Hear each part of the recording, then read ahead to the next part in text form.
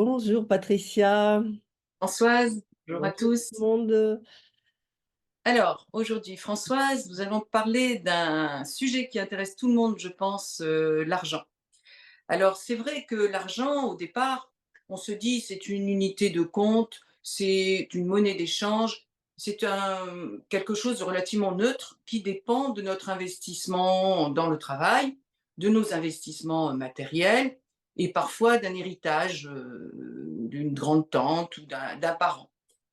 Mais en fait, on se rend compte quand on fait de l'analyse transgénérationnelle que notre rapport à l'argent dépend de la représentation que s'en fait notre arbre et cette représentation est liée aux événements qui se sont produits dans le passé, qu'ils soient positifs ou négatifs, qu'on ait gagné de l'argent un peu, beaucoup, passionnément ou qu'on en ait perdu. Et donc ces événements-là ont coloré l'image que nous nous faisons de l'argent. Donc c'est notre rapport à l'argent est le reflet des conflits et des peurs qui sont héritées de notre système familial. Bon, donc ce rapport à l'argent, qui dépend de ces expériences, il va donc avoir une influence sur notre quotidien et on va être parfois, on va avoir une problématique par rapport à l'argent. On ne va pas pouvoir en gagner facilement parce que un aïeul on a perdu en créant une entreprise, par exemple, et ou bien dans certains systèmes familiaux, une aïeule, par exemple, n'a pas pu épouser son amoureux parce que socialement il était plus élevé. Donc voilà, toute cette coloration, en fait, nous atteint, nous, aujourd'hui.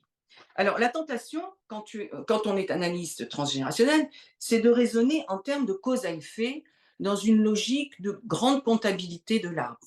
Hein. On se dit, il va y avoir répétition des pertes, par exemple, ou des acquisitions, ou bien compensation. Par exemple, on a un aïeul qui a eu une captation d'héritage et du coup, eh bien, on va vouloir dans notre dans notre vie d'aujourd'hui, essayer de récupérer l'argent qu'on nous a volé.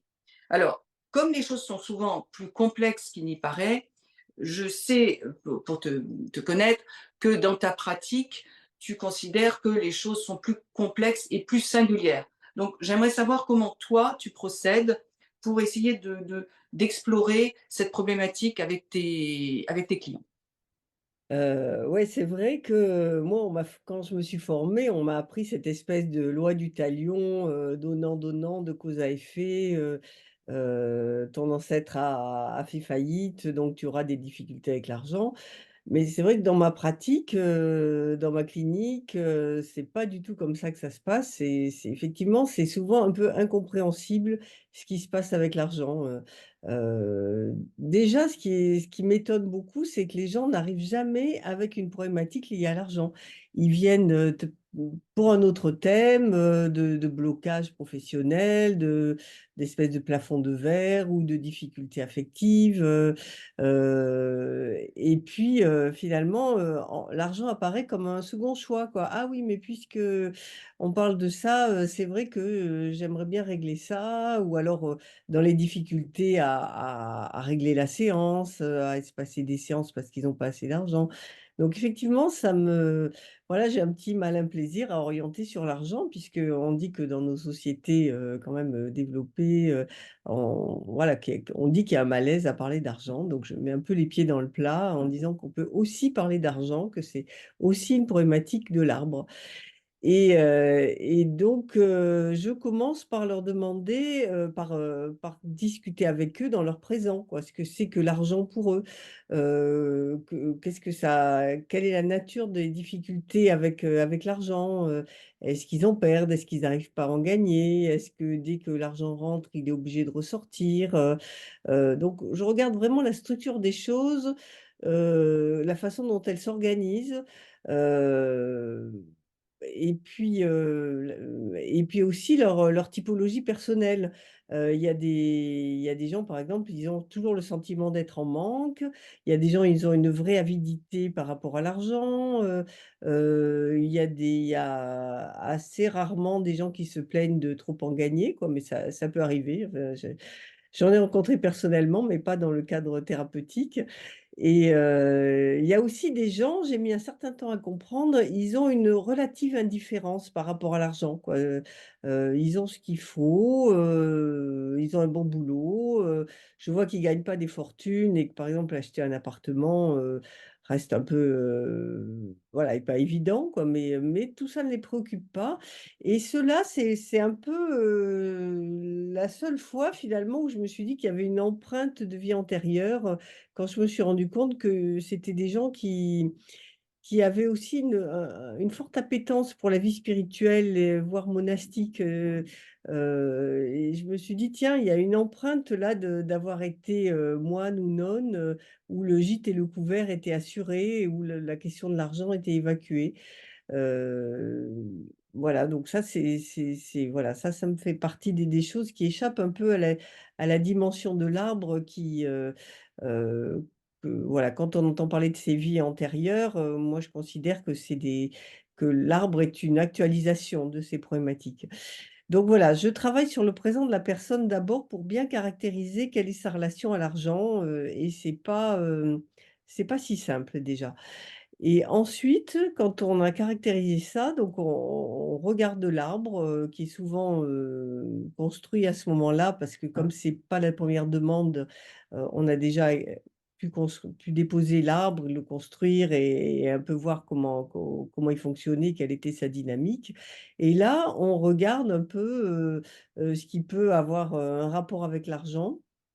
Donc effectivement, les faillites, les gens qui ont gagné de l'argent, ceux qui en ont pas, je vois assez souvent apparaître le phénomène d'une génération qui va mieux, quoi, et puis ensuite, comme voilà, il y a eu de la résilience et puis ensuite ça s'effondre, ça repart, et puis après c'est vrai que, on se trouve un peu bloqué, quand la situation ne bouge pas puisque c'est ça quand même la grande vérification quoi des hypothèses qu'on peut faire et là, voilà mon expérience, des constellations me fait penser qu'on peut regarder, les histoires d'enfants morts, on peut regarder, qu'est-ce que j'avais pris des petites notes, Les hem, familles heu, peut-être qui n'ont pas pu se réaliser, les mariages, tu sais, impossibles parce que socialement, mmh.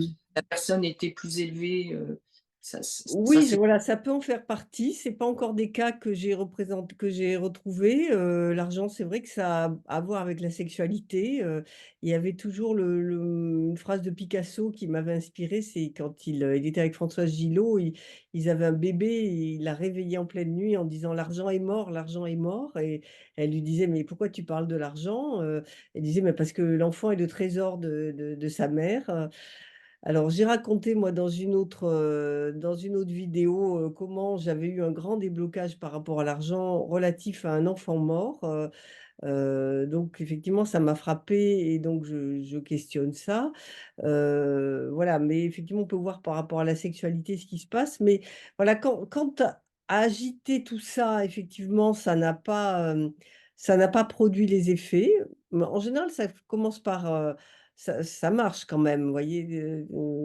Mais il y a aussi des thèmes où, d'argent mal gagné, par exemple, mais tout ça, on s'oriente, en fait, par rapport à la problématique de la personne pour aller chercher l'argent mal gagné. On peut se demander, voilà, la réparation, comme tu disais, comment les gens ont vécu pendant les guerres? Est-ce qu'ils ont fait du marché noir? Est-ce qu'ils ont, spolié, volé? Comment les femmes ont vécu souvent quand les gens étaient soldats, quoi. Donc arrive, quand les hommes étaient soldats, quand ils étaient prisonniers de guerre, souvent, pendant la Première Guerre mondiale, les épouses n'ont touché qu'une demi-solde. Donc on se demande comment elles ont pu vivre et donc, la avoir des question protections partie de prostitution Ouais, aussi. voilà, c'est ce que j'allais dire. La question de la prostitution, donc liée à la honte, refait surface. Donc il y a voilà, ça, de mon expérience, ça peut être beaucoup de choses comme ça. Soit, voilà, avec les hypothèses qu'on peut faire, on voit, ce qui, fait écho chez la personne et puis effectivement, c'est le travail en constellation qui pour moi, qui est, où on est dans un bain d'énergie, là, qui et puis on voit, aussi les rôles qu'elles ont pu avoir. Donc c'est la constellation qui peut vraiment te permettre d'élaborer des hypothèses, d'aller plus loin, de décoller, Bon, toi, tu as raconté dans la vidéo sur l'intuition, comment tu avais d'autres outils, quoi. Donc il y a quelque chose qui remonte de la personne, qu'on peut suivre aussi au travers des rêves, qui va donner un peu les associations, il y a ce qui va faire sens pour elle. Donc là, voilà, on est en tout cas pas du tout dans moi, ce qu'on m'avait appris du donnant-donnant, de cause à effet, les problématiques de l'argent s'aboutissent sur des les problématiques passées aboutissent sur des problématiques présentes, toutes liées à l'argent. L'argent se code beaucoup, je trouve, dans les arbres et ce qui fait Oui, que je trouve il c'est un des il c'est faut un des élargir thèmes le champ. ouais, c'est un des thèmes les plus pour le moment, je trouve les plus difficiles. Autant les Oui, problématiques de l'abus, c'est assez clair, voilà des choses comme ça, autant l'argent, c'est sans doute parce que c'est honteux, de l'argent souvent, c'est honteux d'en parler, c'est honteux d'en gagner, il y a des familles, où, l'argent est tabou, il y a des familles, où on est très à l'aise avec l'argent, on ne parle que de ça, mais ça cache autre chose, il y a des problématiques de filiation, on le voit au moment des héritages où les gens peuvent se déchirer, d'une manière, totalement irrationnelle, même quand il y a pas beaucoup d'argent à la clé. Donc c'est l'argent est donc un symbole, un symptôme, oui, d'ailleurs, on voit beaucoup de problématiques dans les familles qui surgissent au moment des héritages mmh, matériels, mmh, qui sont souvent le reflet dans l'inconscient des héritages psychiques, de la distribution de l'amour, en fait. mmh. Donc on voit effectivement, je te rejoins, que l'argent rayonne dans tous les domaines du psychisme, de la façon dont on se sent, dont on se ressent, dans la place que nous avons dans une famille, la place que nous avons dans le monde, et donc je pense que l'analyse transgénérationnelle va permettre de remettre du mouvement de Oui, la dans cet l'argent, c'est du mouvement au départ, c'est ce qui est la liquidité, c'est une énergie de circulation et donc nous, tout le travail des analystes, c'est de remettre en circulation de l'énergie. Donc l'argent fait partie, est vraiment au centre des problématiques. oui, on pourrait dire que c'est au centre en tant que symbole ou symptôme, tu vois? Ça se retrouve même dans la manière d'analyser le présent de la personne, il y a cette histoire de projet sens, tu vois? Qui est liée à la naissance. Quel sens a eu la naissance de la personne dans la famille? Mais à quel moment c'est arrivé? Et ça peut être arrivé, elle a empêché, par exemple, sa mère de faire des études ou son père de développer une entreprise ou l'inverse.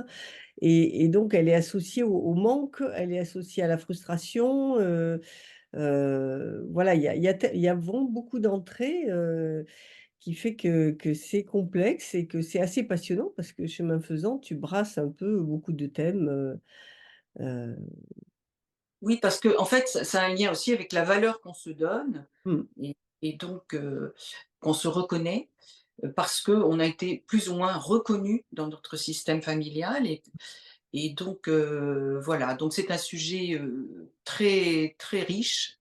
Je te remercie, Françoise, pour ton éclairage et j'espère que vous serez, tous intéressés, également par nos propos et je vous invite à mettre un pouce bleu si c'est le cas. À et puis bientôt. à vous abonner aussi, Et si vous voulez bien recevoir, bien sûr. les nouveaux épisodes. On en met à peu près un toutes les semaines ou tous les 10 jours, Bah, merci de nous avoir écoutés. Bientôt alors. Au revoir.